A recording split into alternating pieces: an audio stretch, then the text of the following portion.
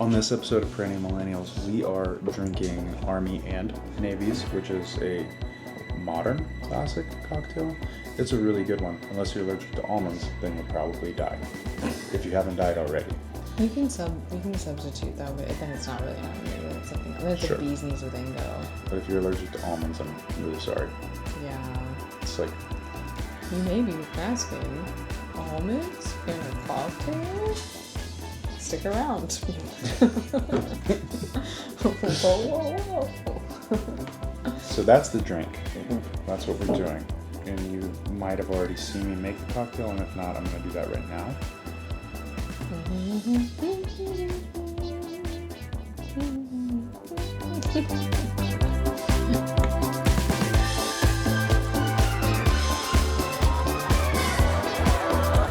Hey, that's not gonna work.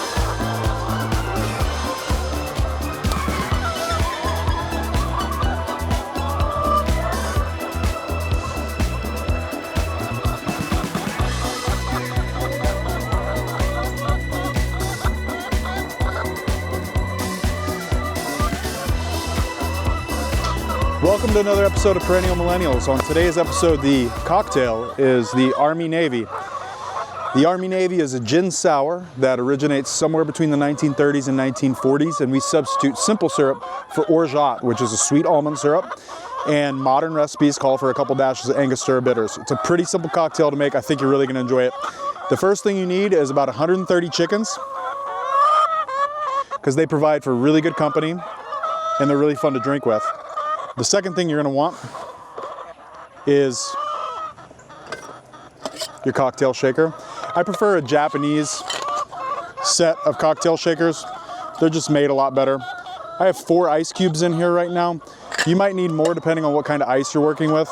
Out here, we're working with really nice, homemade, big boys. So I don't need any more than 4. If you're working with hotel ice or something you buy out of a bag, you might even need less. You just shake it really quick because it's already a really wet ice. But what we're gonna do now, I forgot my jigger. Holly, I forgot the jigger. Can you get the jigger? Thank you.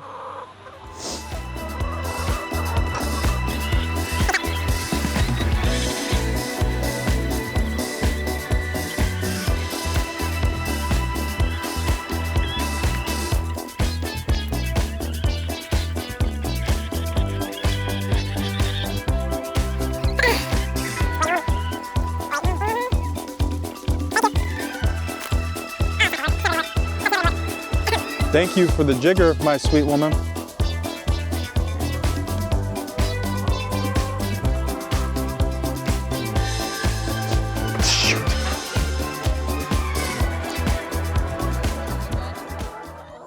Just gonna pretend like I caught that. Hold on.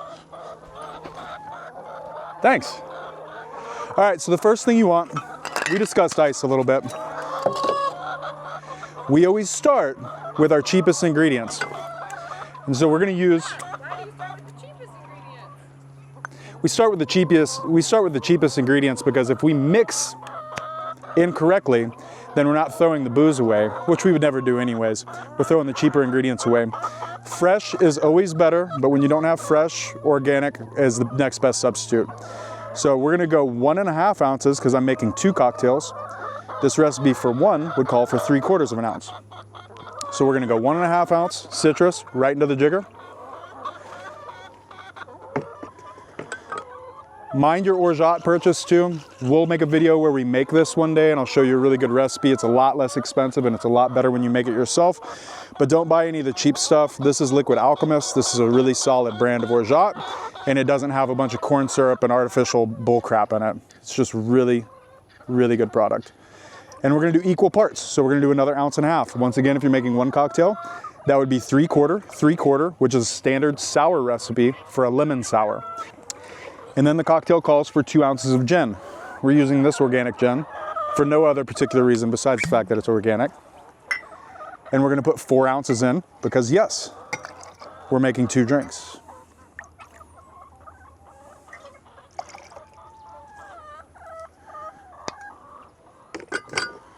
And that's all for the jigger. so we'll leave it in our bucket. And then we're gonna do 1 healthy dash of Angostura bitters for each cocktail.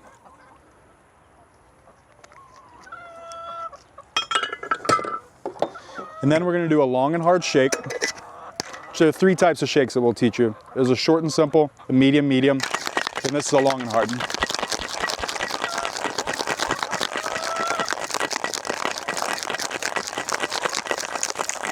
And you want as minimal ice chips in there as you could possibly do, which I didn't do perfectly this time because my ice watered down a little bit before I got out here.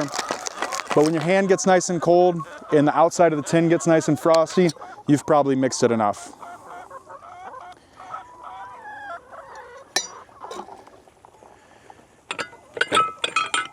And you do need 130 chickens present to make this cocktail.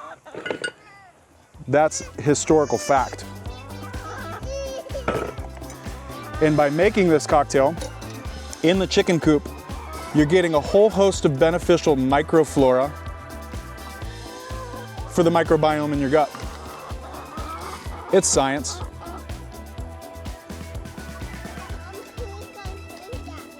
I don't know who's gonna drink that. Maybe me, maybe your mom.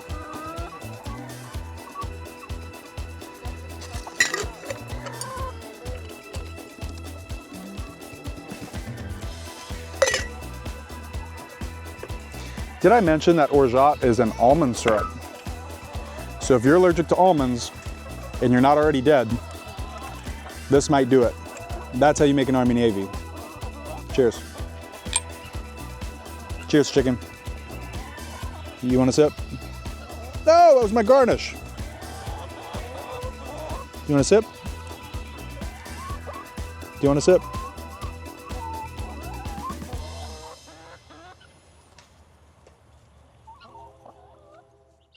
This is only our 5th one each. First one. It is the first one. But it's really late and I'm really dehydrated, so it feels like the 5th one. But how about you share with these beautiful people? All 12 of them. Okay. What's the title? What are we doing today? Hi, Mom. Hey, Auntie Randy. Bob. What's up, Bob? Bob, My thanks for man. being here, Bob. I'm really grateful to you.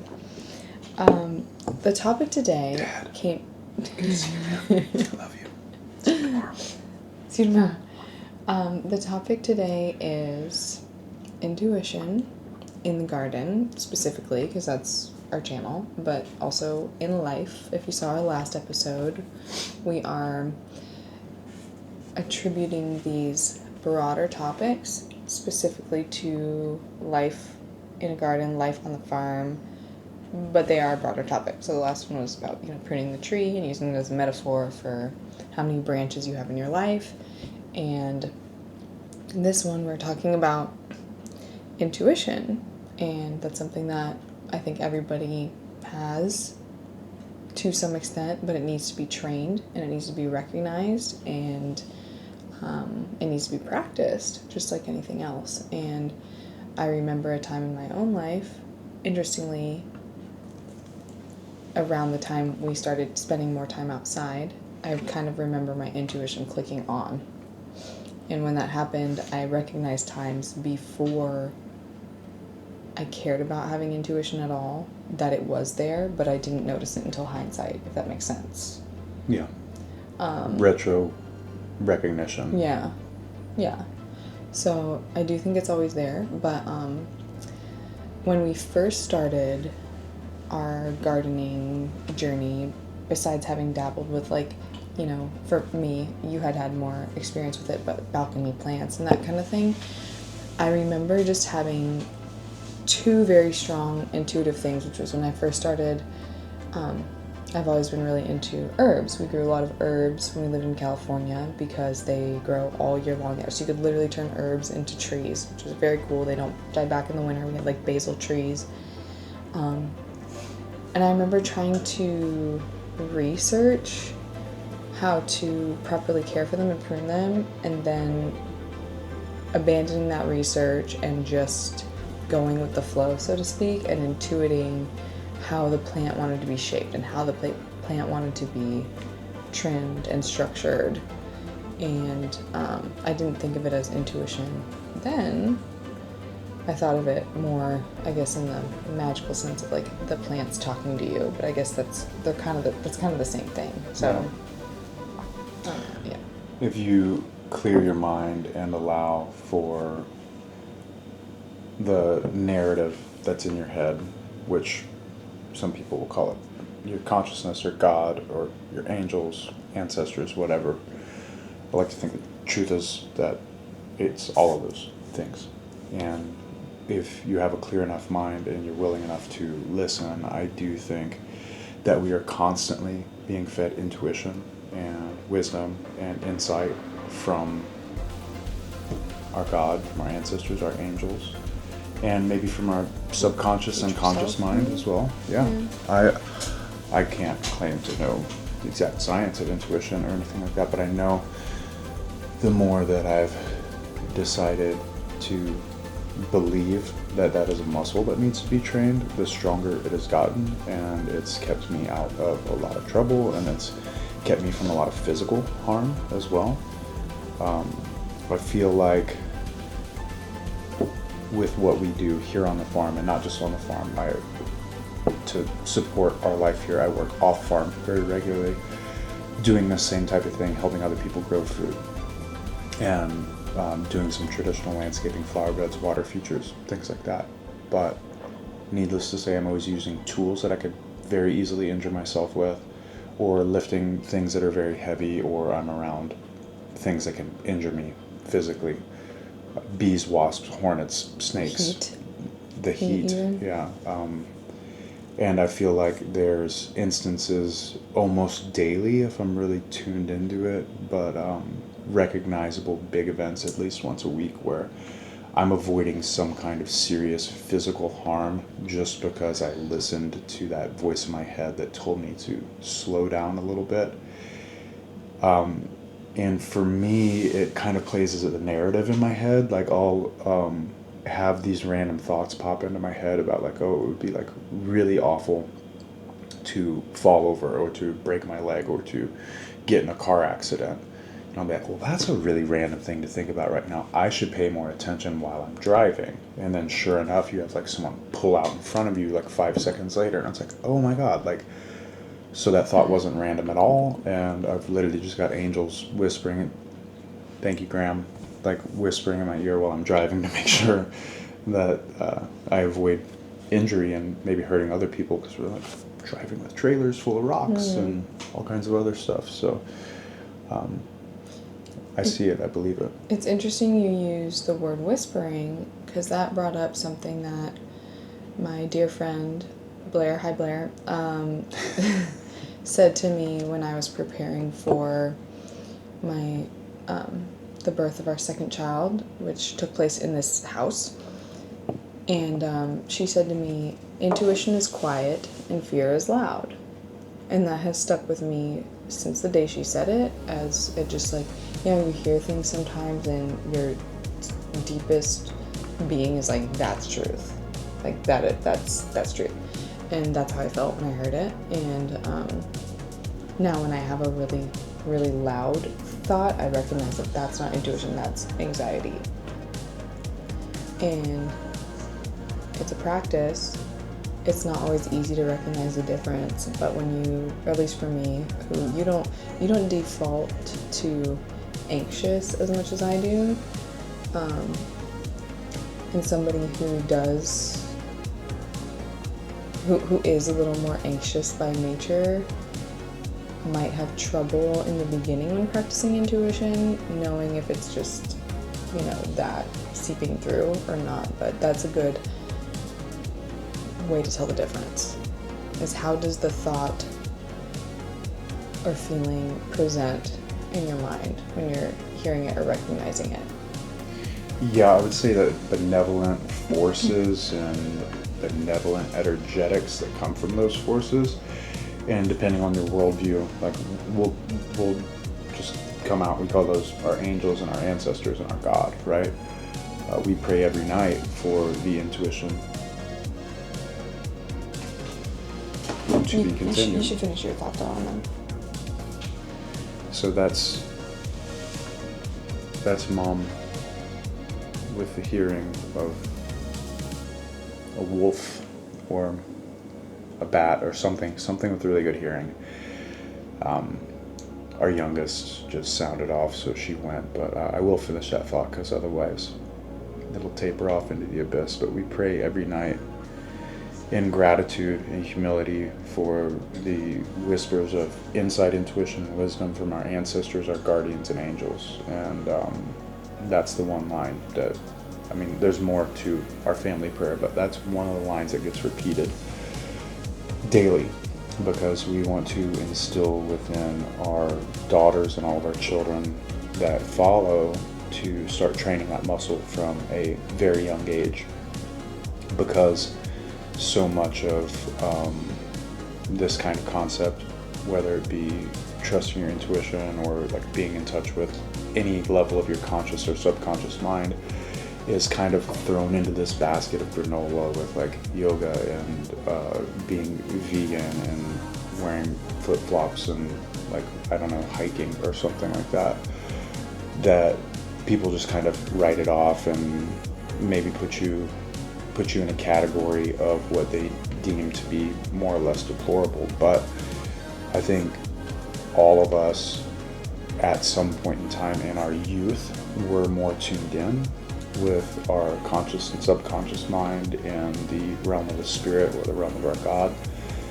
And I think throughout mostly the public school system, television, media, even pharmaceutical stuff like that, that part of our mind is completely formed and molded into something that is no longer natural, or no longer in communion, or no longer in contact or communication with our higher self, or with God, or with our ancestors, or with our angels. And so by no longer accessing that neural pathway, or no longer being able to pick up that phone, or having the line disconnected, to use that metaphor, as adults, if we ever come back to it, it's going to be a little bit fuzzy. That muscle is going to be atrophied, and we would need to work it again. So I think I went on that tangent for a very specific reason, and I guess it's to say that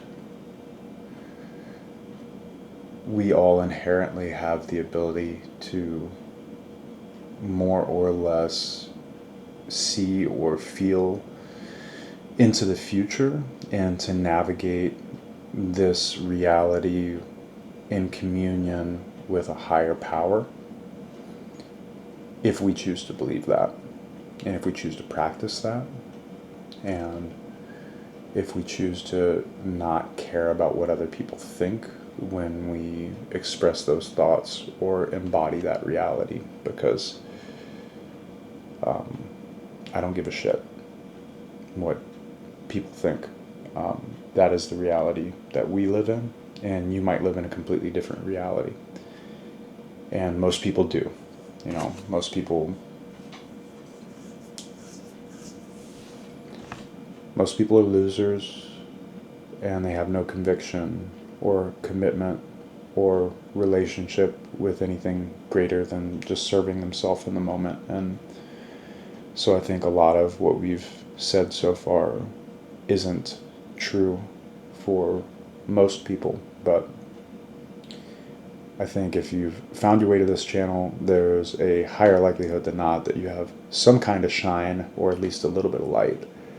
And yeah, I'd encourage you to practice listening to your intuition and communicating with the universe, the gods, your God, your angels, your ancestors, your guardians, whatever you want to call them, your higher self, your consciousness, your subconscious, your unconscious, whatever you want to call it. It's all more or less the same thing, depending on your school of thought and vocabulary.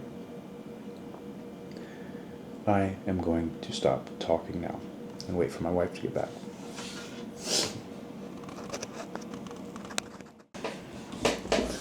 She's back. My lovely wife is back. So I missed the tail end of what you said, but I'll use that as a the opportunity to reframe toward the garden and to why I felt inspired to suggest this topic, which was that I've been harvesting butterfly pea every night, which, if you've seen any of our videos about that, it's a very delicate and time-intensive process. You pick each flower one by one, and I always do it in the evening because there's less bee activity, but the bees have gone to sleep for the night, and some bees go to sleep in those flowers. And gosh, I shouldn't even say this. I have yet to be stung. So over. It's so over, I know, but I start moving really quick, and just out of necessity, because there's like hundreds of flowers. I weighed them today, they each weigh 1/20th of 1 gram when dried. So they're so tiny, and because of that, there's like hundreds of them, and you're going really fast, and you can't always perfectly see them because they're obscured by the leaves and the plant matter. And yeah. I kid you not, every time I'm like, hang on, I'll look and there's a fluffy little bee butt in there.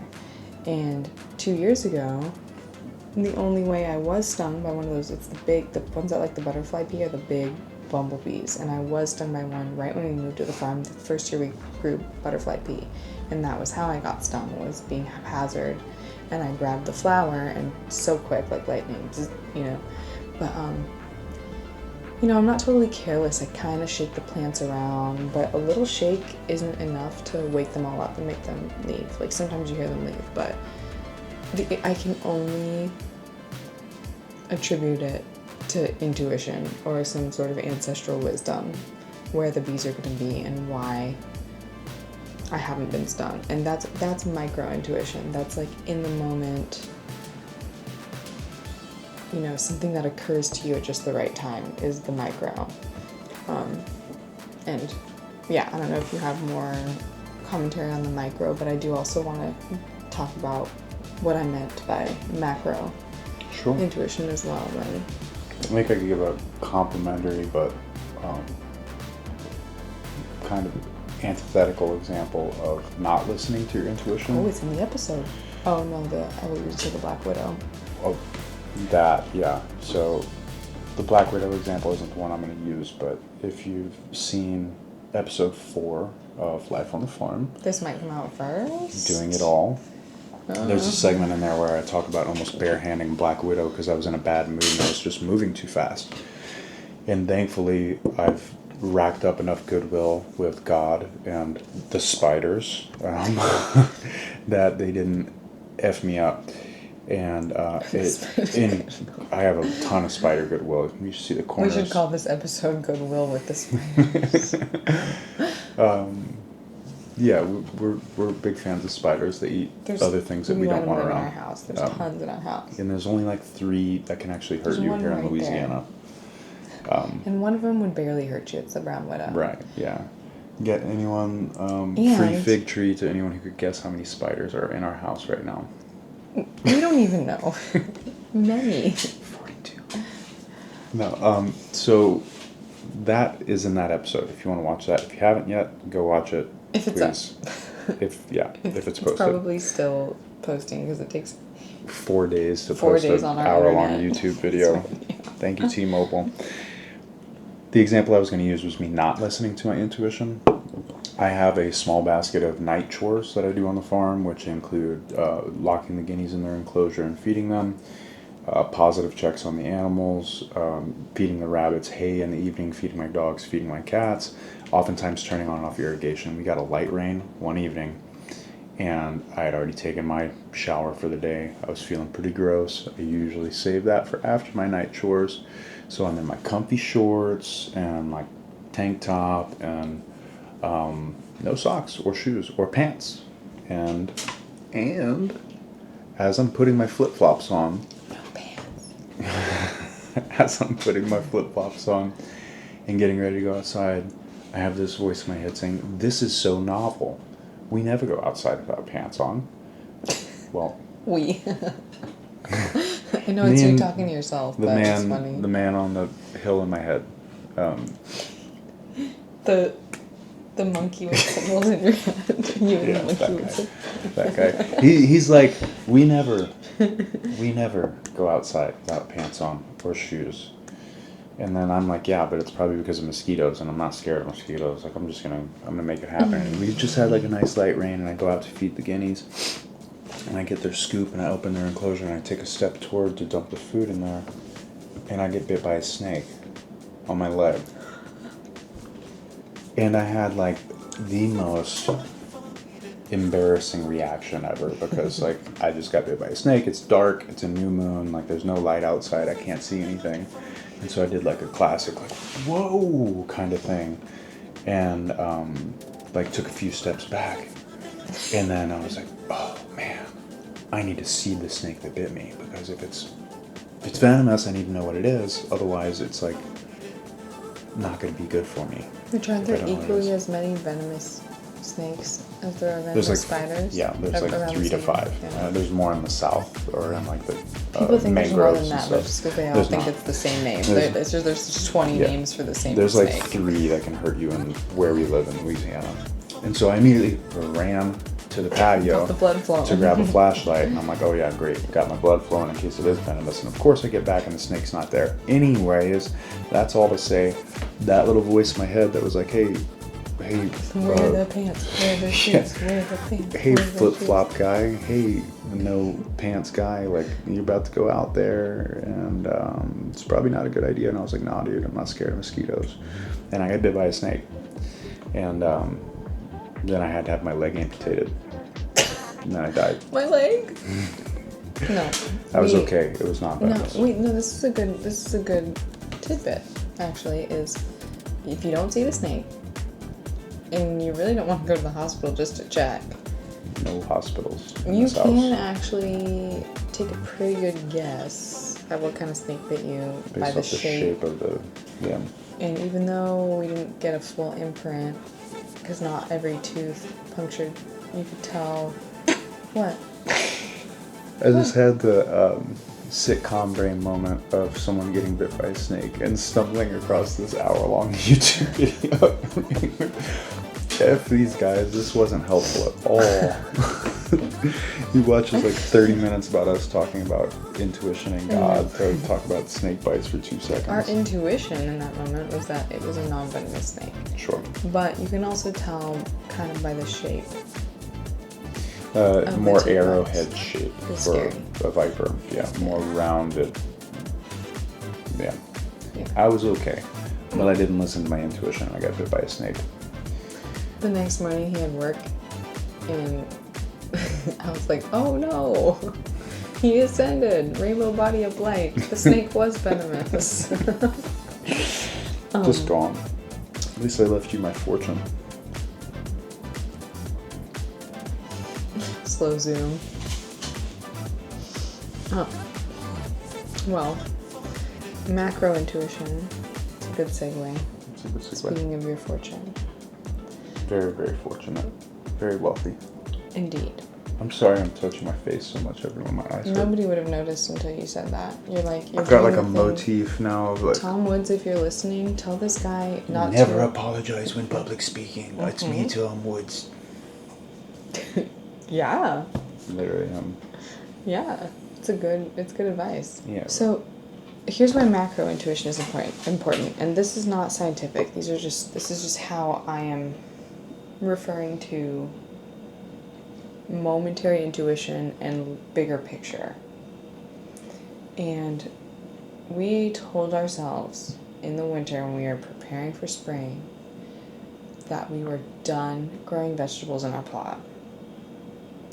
And we both independently and together with conversation and with just how we felt about it had a conviction. And then we let outside influence, it's neutral influence. It's not bad influence. It's neutral influence, but they're not us, right? But we let people say, no, grow vegetables. There's not enough vegetable production in your area. There's, all these reasons, all these good reasons to grow vegetables. And so we're like, you know what? let's try one more time. Even though we had already done it, and we already knew that it wasn't what this land wanted, it wasn't what we had the time for with having young children and you having another job. It wasn't. There were tons of reasons. We don't have to enumerate them now. Not passionate about it either. Yeah, that's important. Vegetables are my least favorite thing to eat that we grow. And we're still gonna grow them on a personal level in the raised beds that we built in episode 1 of Life on the Farm. But we wasted so much time trying anyway, even though we intuitively knew not to do it again. And now we ended up just like, even though we produced some vegetables, we were just like, burn it all down. We cut them out because it brought pests we didn't want, that we didn't, then you have to deal with. And when you're super organic like us, dealing with pests is not that simple. And yeah, we ended up just not doing what we've done in the past, which is important, I think, to note. What do you call it? Sunk cost? Sunk cost fallacy, like where you put a bunch of money or time or effort into something and then you stick with it and continue just hemorrhaging resources instead of just washing your hands of it. So we didn't do that. We were like, you know what, we wasted a lot of time, we wasted money, we wasted all this stuff, but we're not wasting any more. And we very cathartically pulled a bunch of plants up, took a bunch of trellising down. If you saw episode 3 of Life on the Farm, you can watch her throwing squash plants into a fire next to the high tunnel. We were just done with it, and now we know it's garbage. Never again. And I don't know. I think it's a wonderful example of not listening to your intuition, especially like, I think there's an equal to and opposite negative reward for ignoring things that are closer to source or closer to God or closest to your pure consciousness, that listening to that intuition. So I think a lot of our emotional well-being and a lot of the actual well-being of the farm has ultimately suffered because not only did we have that intuitive voice last year, we also developed this entire crop plan antithetical to growing vegetables, and we had it dialed in, and I think we even made videos about we're not growing vegetables anymore, dang it. And now we're taking YouTube seriously, and like those will be fun to reference back to, because it was like, well, we knew the answers then, but what we did was we ignored not just our intuition, but we ignored the plan that we set forward, that we made with each other and in front of God, and then we just wasted another season, 400 hours trying to grow vegetables this year. And to top that off too, like what we're really passionate about, heritage variety fruit trees, perennial crops to include berries, teas, herbs, flowers, and that's what we decided. That was all that we were going to do. And then we had affirmation from God in the universe being like, hey, you want to just be tree people? And we had a contract come through via the owner of the farm for the peach trees that we just moved. And this guy's paying us to literally raise 600 trees, and it's the biggest single ticket payday that we're getting for being tree people and for the farm in general.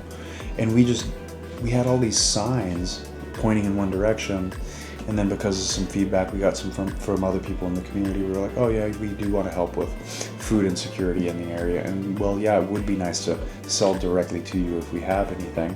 And sure enough, the soil doesn't want that, the farm doesn't want that, and our higher selves and God don't want that for us either, because to really solve food insecurity, what we need to be doing is giving people the means to production, and we need to be concentrated on the fruit tree production and the cultivation of perennial crops that could provide food for people year after year without ever being planted.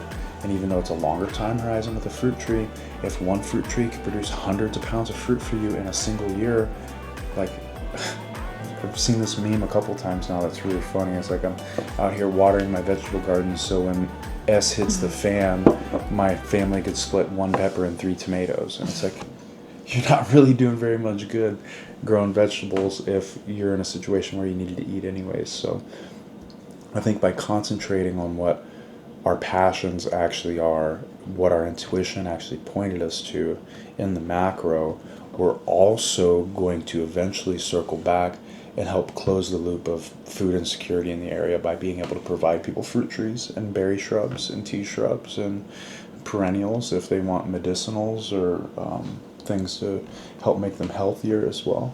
So Yeah, some people are passionate about and are meant to provide the staple crops.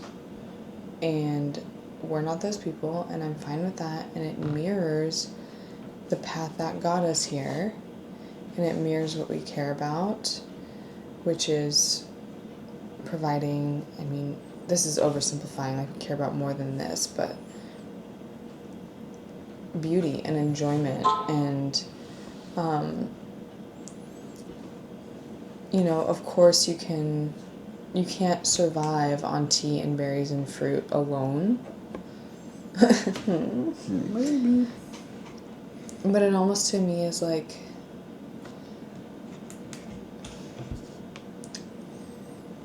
it's like, what is, someone else can grow vegetables, I'll put it that way. Like, I don't feel like I can put my heart fully into vegetables. You know what I'm saying? Like, we can do the things that bring us joy and still solve problems in the area by giving people the means of production, like you said. Yeah, I think there are many ways up the mountain. To use that metaphor, the mountain would be like having a successful farm that helps the local community and helps feed your family. And I think there's a lot of ways to do that, but one surefire way to do that very poorly is to try to do everything. To try to have a dairy farm and a goat farm and to have pigs and to have a huge orchard and to have a 1/4 acre in vegetable production and to have all of these medicinal herbs and to have the tea and to have the berries and you can't do it all. You're only one person, and you have to be able to remove the ego that makes you think you can do it all, because that's something that I really struggle with. There's only so many hours in the day, and I can be an exceptional cultivator and propagator. That was me, don't worry. I can be an exceptional cultivator and propagator of fruit trees, and I can be really good at fruit production. I can dedicate my life to that. But if I'm spending my best 3 hours a day trying to make sure that squash bugs don't like kill a yellow squash plant that I don't even enjoy eating, that won't even make us very much money, then I'm doing myself a disservice, and I'm also lying to myself, and I'm also all up in my ego thinking that I could do both things at once. We'll let someone else do that. We'll trust our intuition and stick with the girl that brought us to the dance, which first thing we ever did that got us into this lifestyle in agriculture. Herbs well, and no, teas. think about the house in LA. That's what I'm talking about. We mostly grew Fruit trees. Herbs and fruit, yeah. We moved into that property, and the previous tenant tried to tell us that there was a black walnut tree in the back. And I was like, oh, that's cool. Like, I didn't know they looked like that. And I didn't know anything about anything then, but all I knew is that all of the fruit trees had insane diseases and were completely overgrown. And there were pomegranates that were turning themselves inside out and that were completely hollow and filled with mold spores. And the black walnut tree ended up being a peach tree that had such bad disease that all the peaches rotted into looking like little tiny black walnuts because it was just pit and disease surrounding it. And so my first entire experience with agriculture was just trusting my intuition. I didn't even watch a single YouTube video on how to prune anything. I went and bought loppers and bought pruners and brought a little saw. And I was like, that's dead, that's dead, that's dead, that's dead. That all needs to go. This thing needs to breathe. It needs sunlight. And it was just like my grandpa Warren and all my other ancestors that have been to agriculture for all this time, just like working through me essentially. And we flipped that entire property of 30 to 40 fruit trees that were all on the brink of death, and we got hundreds of pounds of fruit the following season. Oh my And gosh, it's we like, need to get an insert shot. You know, Blair, you probably have one. I'm gonna text you of all the fruit.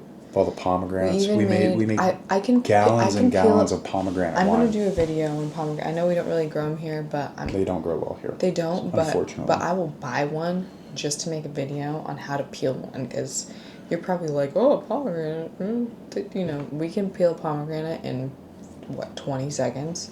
Yeah. Because of how many we did, because we didn't want any of it to go to waste, which... And we were harvesting hundreds or that's sometimes a topic for thousands another of time pounds. too. Yeah. That's a little bit of sunken cost, but we like refused to let any of them go to waste, and he was like making Made a lot mead. of wine. Yeah. But anyways, that's the girl that brought us to the dance. It was the fruit trees. It was the intuition that took us through fumbling our way into making that making that house an oasis in the middle of Babylon. And that was on the whole house, including the house, was about a 1/4 acre. Yeah. Well, before we get too lost in the weeds, I want to do something a little bit fun Okay. for the next episode. I have papers. Do you have any closing... Will you have another pen? A Yes. second pen? Do you have any closing thoughts on our topic, being intuition in the garden and in life in general? Slow down just enough to hear the voice in your hand that says, hey, don't barehand that black widow or bumblebee. And then work that muscle often enough to where it keeps you out of car wrecks and keeps you out of making big life-changing mistakes and moves you into the tapestry that God's trying to weave for you by bringing the people, opportunities, and experiences into your life just by listening to Him and your ancestors' angels speak to you. And that's what we're doing. We're trying to move with it. We're trying to let our ideal future reveal itself through trusting God's plan and listening. That's lovely. It's a good closing note. Now, this week we made Army and Navies. And we're going to find your cocktail deck, which will be more... I forgot to get that out of the No, desk. it's okay. Oh, you have it here? I still have it, yeah. Well, Actually, it might be in the attic. Yeah, see, okay, but we'll find that. But for now, what we should both do, I want us each to write down 5 classic cocktails that we're both interested in drinking for the next episode, and that we're interested in teaching our viewership how to make. Each write 5, crumble them all up, randomly pick 3, and then have our audience vote on which of those 3 we should make next week. Does that sound fun? Sounds good. It's actually the way Jordan does it with Waters Above. Oh, kind of. Vote on your favorite. On your favorite crypto. Yeah. Shout Okay. out to our buddy. Okay. Shout out to Waters Above, my good friend Jordan. We're gonna write stuff down that's the same. Maybe For not. sure. Well, look, at the end, maybe we can, as an extra, we can open them all up and see. Ooh. Do you remember a cocktail? It's one that we've had recently. Really? But it's so good. Don't look at mine, okay? I'm not covering them yet. You wrote the last word for sure. I didn't. I'm writing it Okay, down. you can. Okay. I'm gonna do something else. Gosh, okay, what's the name? Is it cheating if I ask you the name of a cocktail? No, I'll just... No, go. What's the rum French 75? Between the Sheets. That's Oh, what's- no. Airmail. Airmail. Between the Sheets is a really good rum cocktail that I'm writing down now. Airmail. It's as delicious as it sounds. Okay. Oh. Yeah, the great part about this, Word. yeah, the great part about this, guys, is we're not actually alcoholics, but because we homeschool and because we co-sleep. What? Wait, how is that related to cheating? Okay, continue. Can you give me a minute? Jeez. We're on full time with our kids. No one has ever babysit our children. They're Except for Thomas, if maybe, you're watching, that yeah, one shout time. out to Uncle Thomas For the one time. for we 4 had- hours. I'm just kidding. It was I like was 11 literally hours. having another baby, and that's the only time. Yeah, that was the only time. Here's some. Okay. But the point is, we've never paid for babysitting. We trust like 3 people to do it, and we won't even let them do it. And this is how we have fun and have a little date night, is we'll make a cocktail once, sometimes twice a week, and yeah, and we'll just enjoy each other's company and maybe watch a show or do some crafts. They don't care. They're all alcoholics. It doesn't matter. 0 subscribers. Oh, my. I hope you're not an alcoholic. If you are, unless you're really good at it. If you are, tell us in the comments. Let us know if you're a high functioning alcoholic in the comment section. Okay, I think. Do you want to choose them? 3. I'll take this one. And you can choose one. You choose the other 2. You choose the other 2. Yeah. I'm new without looking because I kind of know the shape of the papers. You gotta read your 2. I'll read mine. No, you read them all because I put Okay. them. The first option is a paper plane. That is a rye whiskey drink. So that's it. That's all you say. I don't think you say any more. It's delightful and aromatic. Let's put it that way. It involves buying quite a few ingredients. Yes, it does. Ooh, airmail. We talked about this one already. This is a rum and champagne cocktail, which is also delicious. Bright, bubbly, enlivening. Oh, yes. And this Classic. is what you should vote for. a real pina colada. Real pina colada. The original recipe. Not like some like bullcrap frozen daiquiri you get at a Mexican restaurant. Like a real pina colada, which like I'm really sorry, and it's really unfortunate, but probably none of you have ever had a real pina colada except for you, Blair. It's true. I'm sorry, but the real deal, Holyfield. So you're voting between a pina colada, rum, an airmail, also rum, champagne, and a paper plane, rye whiskey, bright, effervescent, aromatic. If you don't vote in the comments, we're gonna have to choose. So It's true. Oh, also too, you can just cast your vote by liking the thing that someone else said. You don't have to like actually type it in. If you get this like weird phobia of like typing a comment in, that's fine. You can do that, but you will help us.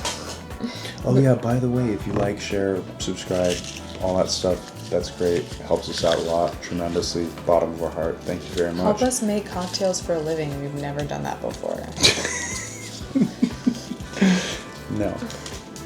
What was I gonna say? I It was better than that. Oh. It was better than. No, I mean, It was better than it's my not better joke. than that. No, it wasn't a Wait. joke, actually. Oh, you also wrote paper plane. Okay, we both wrote paper plane. Hit the notification icon. That's the little bell that's like over here or over here. And like watch our stuff. It means a lot to us. And yeah, we won't forget who supported us when we were little. Oh, we want to announce the winner. No, because I've got another. We're gonna do that another time. At the end of August, because I've got another fig tree giveaway going on our other platform. We are going to be announcing 2 or 3 fig tree giveaways probably in the next episode of Life on the Farm. Yeah. This has been another episode of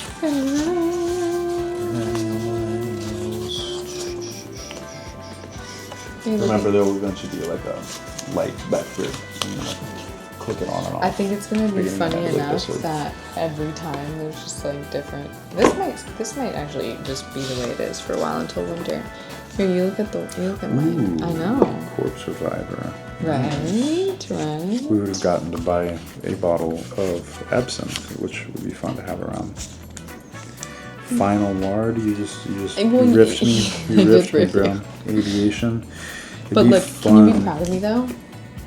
You did it with an A instead of an O. Yeah, I am proud thank of you. Okay, vote Pina Colada, everyone. Or airmail. Or paper plane. You want rum? Paper planes are good, but Aperol. Aperol has red 40 in it. Yeah. So we would probably. Sorry, Aperol. Yeah. Dang. A lot of really good cocktails have SHIT with red 40 in it, unfortunately. like Campari and Aperol and Angostura bitters, all red 40. It's really sad because they're We're a adults. staple in a lot We of can handle a little bit of red 40. staple in a lot of cocktails. Anyways, With a hot Cheeto garnish, unfortunately, that just. oof. If you've watched this far, you're equally as ridiculous as we are, and we love you. Thank you so Blair. much. We love you, Randy, Blair. Mom, Dad, Bob. Another cocktail? Yes.